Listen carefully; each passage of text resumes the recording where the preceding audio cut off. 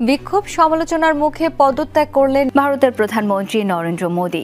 দেশটির জেনজি কিশোর তরুণের ডাকে সরকার বিরোধী আন্দোলনে উত্তাল বিভিন্ন শহর। আন্দোলনে ১৯ জন নিহতের ঘটনায় আরও বেড়েছে ছাত্র জনতার ক্ষোভ। ভাঙচুর, অগ্নিসংযোগের ঘটনা ঘটেছে বেশ কয়েকজন মন্ত্রী ও আইন প্রণেতার বাসভবনে। রাষ্ট্রপতি দ্রৌপদী মুর্মুর কাছে পদত্যাগপত্র জমা দিয়েছেন ভারতের প্রধানমন্ত্রী নরেন্দ্র মোদী। দিল্লির রাষ্ট্রপতি ভবনে পদত্যাগপত্র জমা দেন মোদী সহ মন্ত্রী পরিষদের অন্যান্য সদস্যরা। এবার নরেন্দ্র মোদী পদত্যাগ করছেন বলে খবর উঠেছে, এমনকি রাজনীতি থেকে অবসরের কথাও শোনা গেছে। দিল্লিতে গুঞ্জন, চাউর হচ্ছে এক খবর, চলছে ফিসফাস। তবে কি ঘটনা ঘটতে যাচ্ছে? এক কট্টরপন্থী নেতার ক্যারিয়ারের জবনিকাপাত কি খুব সন্নিকটে? ঘনিয়ে আসছে সময়। ভোটের আগে গুহায় ধ্যানে বসার রাজনৈতিক ঋষির নাটকে রাজনৈতিক ক্যারিয়ার কি তবে শেষ হতে চলল? বিজেপি নেতা ও ভারতের প্রধানমন্ত্রী নরেন্দ্র মোদীকে এবার রাজনীতি থেকে অবসর নেবেন?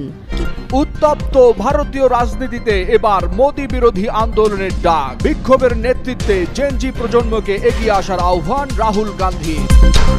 শ্রীলঙ্কা, বাংলাদেশ আর নেপালের রাজপথে যে ঝড় উঠেছিল, এবার সেই ঝড়ের মেঘ জমেছে ভারতের আকাশে। যে আগুন এতদিন ছিল প্রতিবেশীর ঘরে, আজ তা ছড়িয়ে পড়েছে নিজের উঠোনে।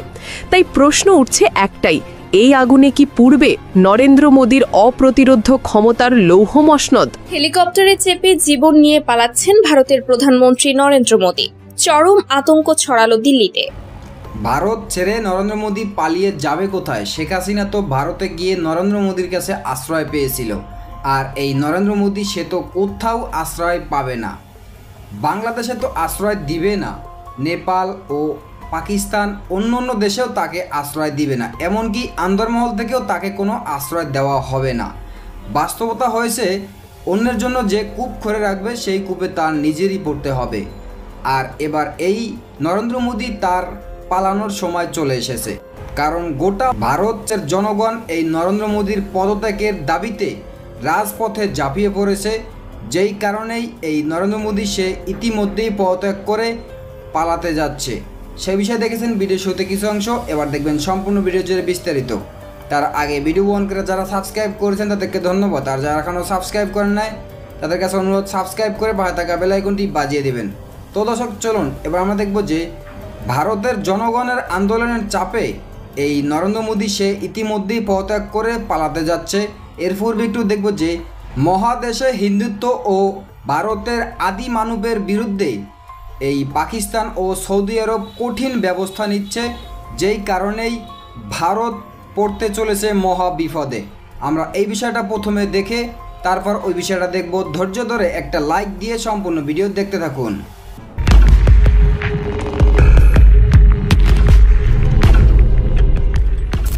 রিয়াদের রাজপ্রাসাদে আলো নিভে যাওয়ার কথা, কিন্তু ঠিক তখনই এক অলিখিত বৈঠক বসে যায়, যেখানে উপস্থিত পাকিস্তানের প্রধানমন্ত্রী শাহবাজ শরীফ ও সৌদি ক্রাউন প্রিন্স মোহাম্মদ বিন সালমান। চুপচাপ টেবিলের উপর রাখা থাকে এক নথি, সামরিক প্রতিরক্ষা জোট চুক্তির খসড়া। মুহূর্তেই স্বাক্ষর হয়। ঘোষণা আসে, পাকিস্তানের উপর হামলা মানে সৌদির উপর হামলা, আর সৌদির উপর হামলা মানেই পাকিস্তানের জবাব। কূটনীতির মঞ্চে এমন ঘোষণা মানে এক অনানুষ্ঠানিক যুদ্ধ প্রস্তুতির সূচনা।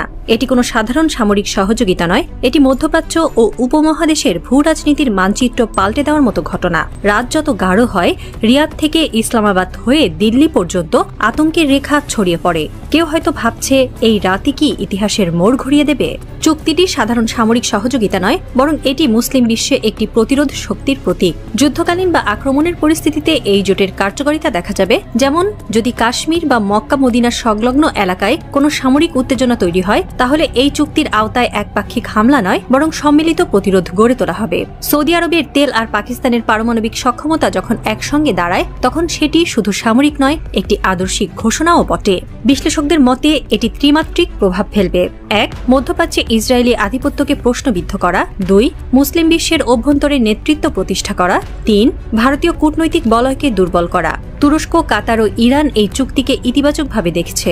অনেকেই বলছে এটি এক ইসলামিক ন্যাটোর সম্ভাব্য ভিত্তি। মুসলিম বিশ্বের তরুণ জনগোষ্ঠী এবং নতুন নেতৃত্ব এই ঐক্যের মধ্যে নতুন দিগন্ত দেখছে। রাজনীতির নাট্যশালায় যখন আখণ্ড ভারত স্বপ্ন নিয়ে মোদি উদ্বেল, ঠিক তখনই পাকিস্তান পরিণত হয়েছে সৌদির পারমাণবিক ছাতায়। স্মরণ করা দরকার, পাকিস্তান শুধু অস্ত্র সমৃদ্ধ নয়, বরং যুদ্ধ পরীক্ষিত একটি রাষ্ট্র। আর এই রাষ্ট্র এখন বলছে, মক্কা মদিনার দিকে কেউ চোখ তুলে তাকালে সেই চোখ আমরা ছুঁড়ে ফেলব। চুক্তিটি কেবল পারমাণবিক ছাতার নয়, এটি মোদির জন্মদিনে এক ঐতিহাসিক কাউন্টার ন্যারেটিভ। যে ভারত তার জন্মদিনে ভারত মাতার জয় ঘোষণা করছে, ঠিক সেই দিনই মুসলিম বিশ্ব তার আত্মরক্ষার গোপন কোড প্রকাশ করল। এই সময়চয়ন স্বাভাবিক ছিল না, এটি ছিল কৌশলগত এক ঘুঁটি।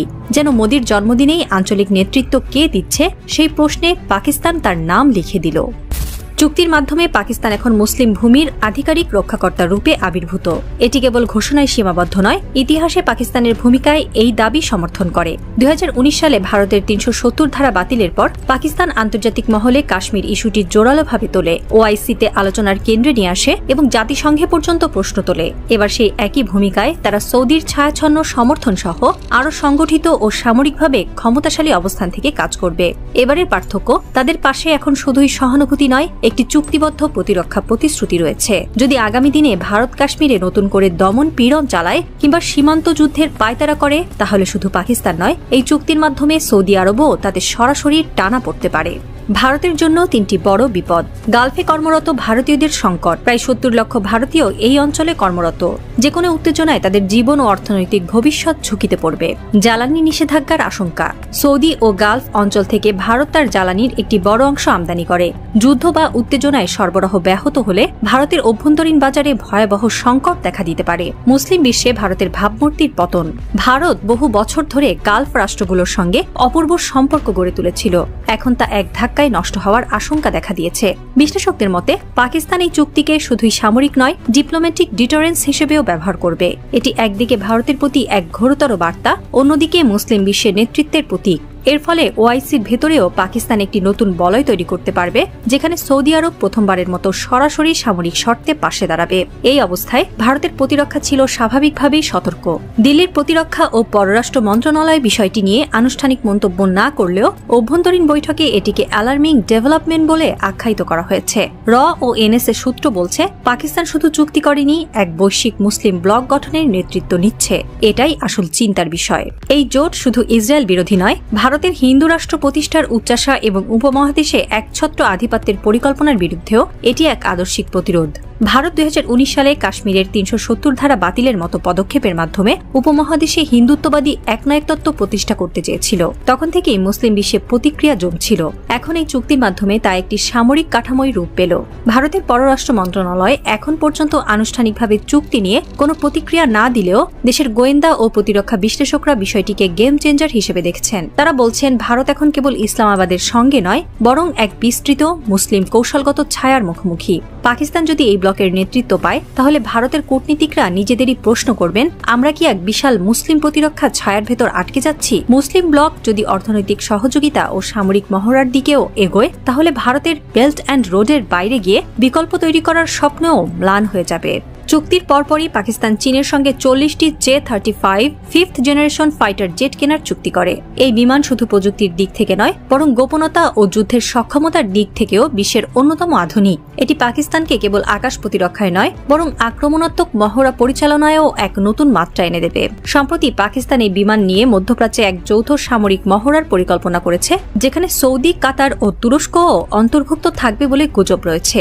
বিশ্লেষকদের মতে এটি শুধুই প্রতিরক্ষা মহড়া নয়, বরং মধ্যপ্রাচ্যে ও দক্ষিণ এশিয়ায় এক নতুন প্রতিরক্ষা অক্ষ নির্মাণের ইঙ্গিত। এটি ভারতের জন্য দ্বিতীয়বারের মতো গালওয়ান টাইপ স্ট্র্যাটেজিক শক হয়ে উঠতে পারে, কারণ এবার শুধু সীমান্তে নয়, আকাশেও প্রতিপক্ষ জোটবদ্ধ হয়ে উঠছে। ভারতীয় বিমান বাহিনীর হাতে রাফাল থাকলেও একসঙ্গে চীন, পাকিস্তান ও সৌদি ফ্ল্যাঙ্কে যুদ্ধ পরিস্থিতি তৈরি হলে ভারতের প্রতিক্রিয়া সীমিত হয়ে পড়বে। একজন ভারতীয় বিশ্লেষকের ভাষায়, এটা শুধু যুদ্ধের প্রস্তুতি নয়, বরং ভারতের একক আধিপত্য স্বপ্নের শেষ ঘণ্টা। চুক্তির খবর ছড়াতেই দিল্লির সাউথ ব্লকে মিটিং শুরু হয়। জাতীয় নিরাপত্তা উপদেষ্টা অজিত দোভাল একটাই প্রশ্ন ছুড়ে দেন, আমরা কি ঘিরে ফেলছি না ঘেরাও হয়ে যাচ্ছি? নীরবতা নেমে আসে কক্ষে, কারণ কেউই আর নিশ্চিত নয় সৌদি কি আর আগের মতো বন্ধু আছে, আর পাকিস্তান সে কি একাই খেলছে না নেতৃত্ব নিচ্ছে এক নতুন ইসলামিক জোটের। যুদ্ধ শুরু হয়নি, তবু ইতিহাস জানে সবচেয়ে ভয়াবহ যুদ্ধ শুরু হয় তখন যখন কেউ একা হয়ে যায়।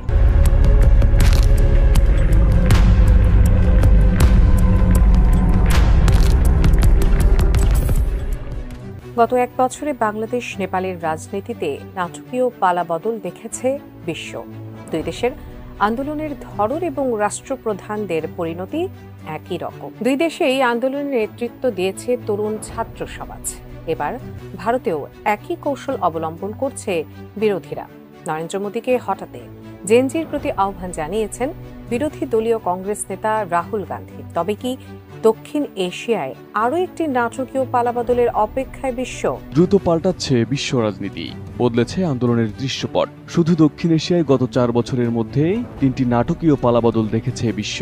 তার মধ্যে অন্যতম বাংলাদেশ ও নেপালের ছাত্র জনতার গণ অভ্যুত্থান। দুই দেশের আন্দোলনের ধরন এবং ফলাফল একই। নেতৃত্বে ছিল দুর্বার জেনজি। বাংলাদেশের সাবেক প্রধানমন্ত্রী শেখ হাসিনার আওয়ামী সরকার টানা 3 মেয়াদে দেশে ভয়ঙ্কর স্বৈরশাসকে পরিণত হয়। এই সময় দুর্নীতি, লুটপাট, বিরোধী মতধারীদের নির্যাতন, গুম, হত্যার বৈষম্যের অনন্য নজির দেখেছে বাংলাদেশ, যার প্রেক্ষিতে গণ আন্দোলন গড়ে তোলে তরুণ ছাত্র সমাজ। এক পর্যায়ে সেই আন্দোলনে টিকতে না পেরে দেশ ছেড়ে পালাতে বাধ্য হন শেখ হাসিনা। একই চিত্র দেখা যায় নেপালেও। দীর্ঘদিনের অনিয়ম আর দুর্নীতির বিরুদ্ধে রাস্তায় নেমে আসে দেশটির ছাত্র সমাজ।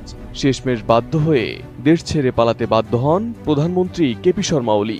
এবার একই আন্দোলনের শক করছে ভারতও। টানা 3 মেয়াদ ধরে ক্ষমতায় থাকা নরেন্দ্র মোদীর বিজেপি সরকার হঠাতে গণ আন্দোলন গড়ে তুলতে তরুণ জেনজি জেনারেশনকে আহ্বান করলেন বিরোধী দলীয় কংগ্রেস নেতা রাহুল গান্ধী। বিজেপির বিরুদ্ধে ভোট চুরির অভিযোগ এনে সামাজিক যোগাযোগ মাধ্যম এক্স হ্যান্ডেলে এই আহ্বান জানান তিনি। আমি বুঝি নির্মাণের শিল্প, সালাম স্টিল বোঝে durability. Salam steel, most durable steel. Rahul লিখেছেন, দেশের ধন্যবাদ এতক্ষণ সাথে থাকার জন্য। প্রিয় দর্শক শ্রোতারা, এরকম নতুন আপডেট নিউজ পেতে আমাদের সাথে থাকবেন। এবং আজকের ভিডিও এই পর্যন্ত। নতুন কোনো ভিডিও কথা নতুন কোনো বিষয় নিয়ে ততক্ষণ ভালো থাকবেন, সাথে থাকবেন। আসসালামু আলাইকুম, আল্লাহ হাফেজ।